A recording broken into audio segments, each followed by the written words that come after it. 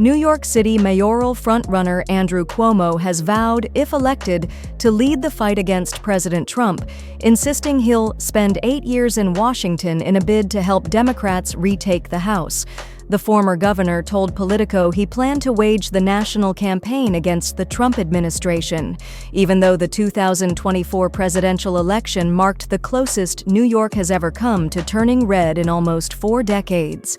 "I would spend 8 years in Washington, go to that U.S. Conference of Mayors, go to the National Governors Association," Cuomo said, as he detailed his anti-Trump strategy if he's elected to run the Big Apple.Cuomo, who is reportedly embroiled in a Department of Justice probe over his handling of nursing home deaths during COVID, noted he would home in specifically on Trump's planned Medicaid cuts. "He's cutting Medicaid. Medicaid is not a blue city, blue state situation. That is in every state. That is a lot of red congressional districts. And he could lose the House on cutting Medicaid if you organized it and got it moving," Cuomo said. "You're going to have to be a spokesperson, advocate, organizer," he added. "This is what Medicaid means in Mississippi. This is what Medicaid means in Texas. And you organize that? They don't have a lot of congressional seats left to lose." Cuomo, who made the remarks after being asked what leverage he believed he'd have against the White House if he was elected, acknowledged that a mayor has little power compared to the commander-in-chief. He vowed, though, to ramp up his political organizing to fill that void.